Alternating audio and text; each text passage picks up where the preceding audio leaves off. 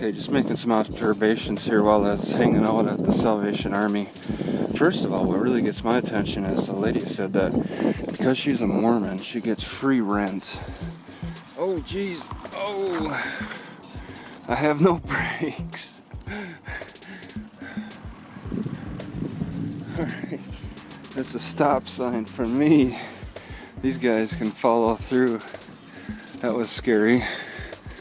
One-handed, no brakes. Alright, these people, man, there's so many people that park on the wrong side of the road. I get confused because there are some one-way roads. But yeah, homelessness is kind of a problem in this city, okay? But on my journeys around for the past few days, I haven't really seen any homeless people. I haven't seen anybody like laying around, looking with big bags, laying around, lazing around, looking that homeless. It's not that present. I brought that up with the director lady at the Salvation Army, and she said, well, they're getting arrested. They're getting the tickets. There's a war against homeless in Twin Falls, and that's why they're hiding them. But I mean, once again, the Mormons sounds like are supporting the poor by housing them up. Maybe that's part of the issue, because I was really surprised when I walked into the free meal yesterday at a church.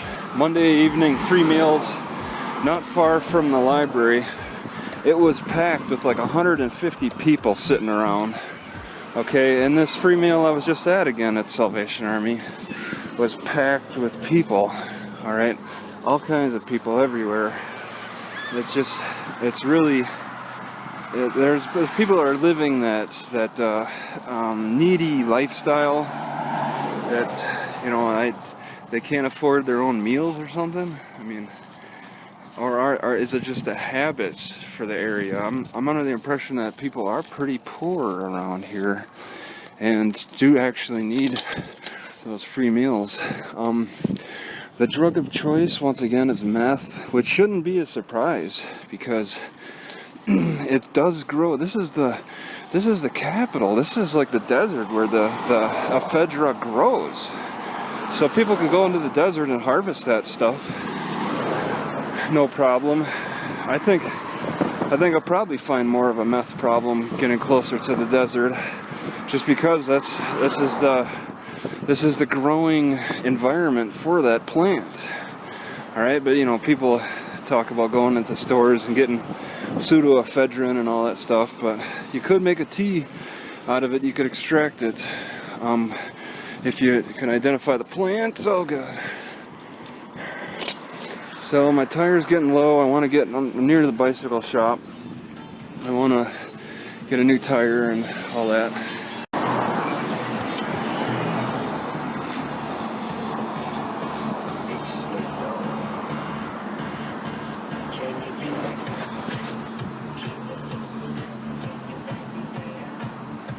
Okay, this Salvation Army will allow me to ship if I wanted to get a bicycle, they would allow me. I could use their address and have it shipped to them. I just have to let the lady know ahead of time.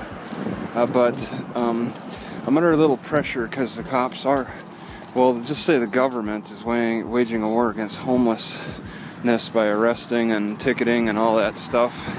So I'm actually kind of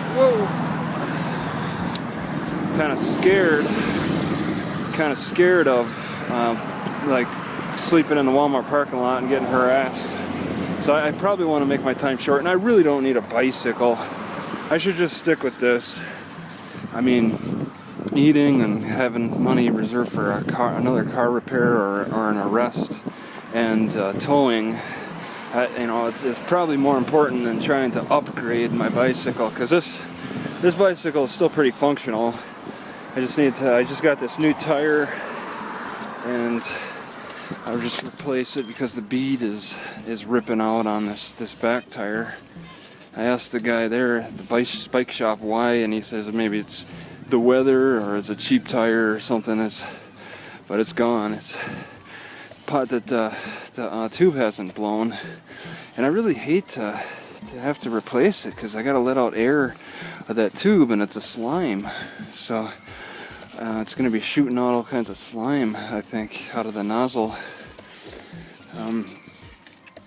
But this Salvation Army, they have showers, and they're talking about like there's several homeless shelters to stay at. That's partly why I don't see homeless people hanging out so much, because there are several homeless shelters. I only saw one on the map. I asked her for a list. I asked the lady for a list of the homeless shelters, and she didn't have it. She said, "Oh, they're in somebody's working on that list. Somebody's working on a brochure pamphlet thing for like a guide or something." And that doesn't help me right now.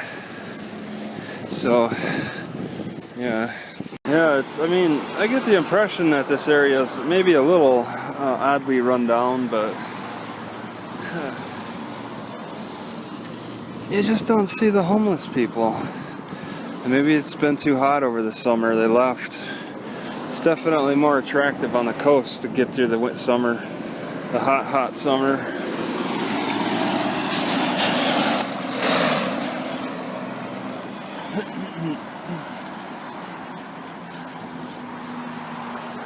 I definitely didn't enjoy hanging out in Boise waiting on a court date. Wish I could sue the entire Boise County for that. But that's the plight of the homeless person.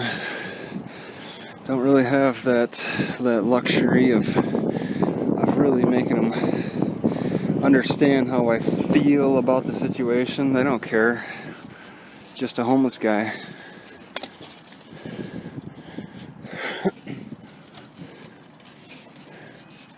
There's a Salvation Army store way down a few blocks.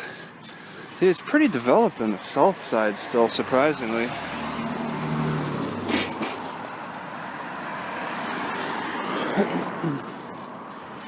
There's a lot of development. I thought it was going to be at its peak along the canyon. But I'm a couple miles away. Oh geez.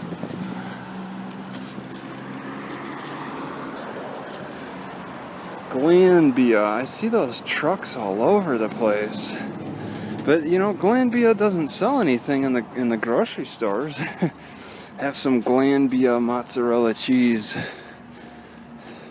They call it other brands. Parents. It's just a parent company, I guess. Glanbia.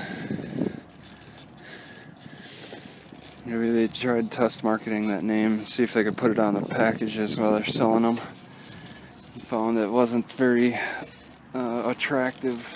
Names inspire different thoughts. Names are associated. Like nobody names their kids Adolf. All right, because Hitler has definitely created strong emotional reactions to that name.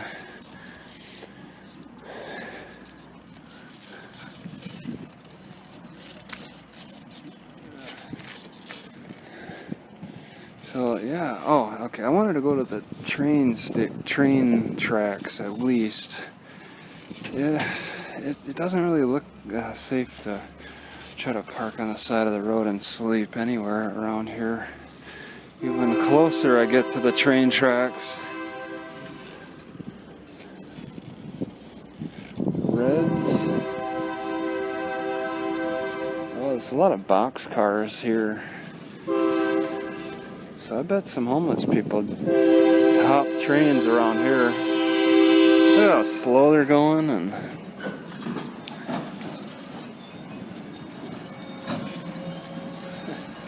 traffic stopped up. It'd be so easy to just hop on. No overnight parking. All right, this huge parking lot.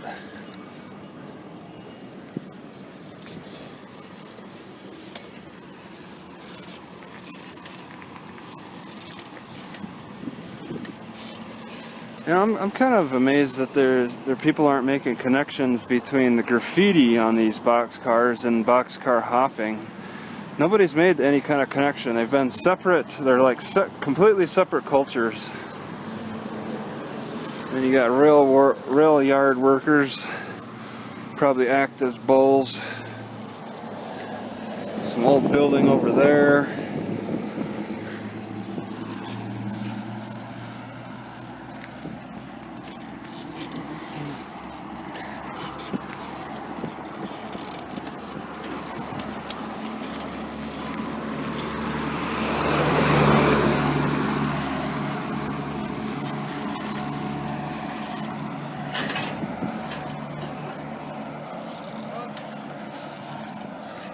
Some kind of old loading station here for those box cars. So they're keeping up with a old tradition. Well, actually, this is pretty much abandoned. It's right on level though. Kind of makes me think of a shipping yard, like on the water.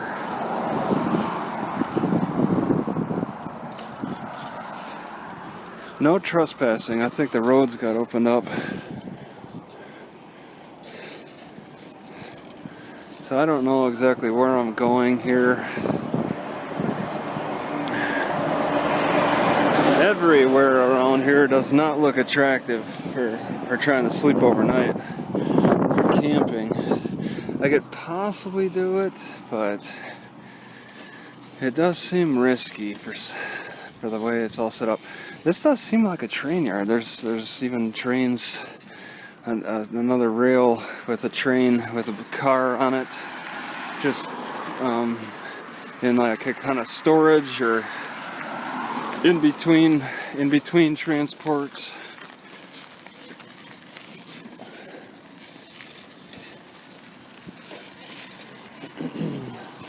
All right, not much to say about this area. It's a very wide open expanse.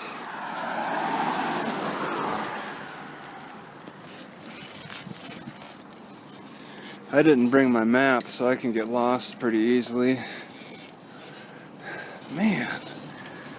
Alright, these roads definitely are not that bicycle friendly. I should probably get back. Yeah, my tire's starting to lose air again. I haven't changed that out.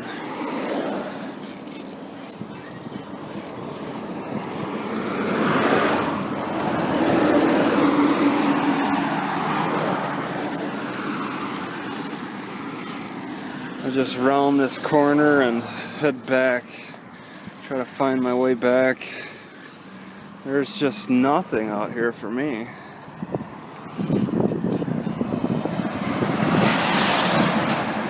You'd think, being in an unpleasant area, as loud as the trains can get, that maybe there'd be some kind of open opportunity. If there were, I'd look for an auto repair shop. I'd look for, not a hotel. Look for apartment complex. Something where there'd be a pile of cars that I could fit in. But there's nothing that's standing out.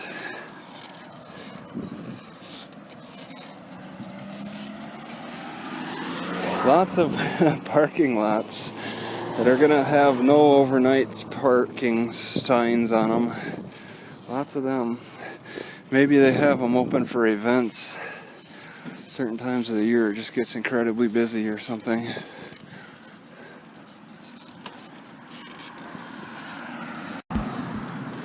So yeah, there's just not much going on around here. It's a wide open expanse. It's much more spectacular along the ridge. If you're not there, then there's not much to it.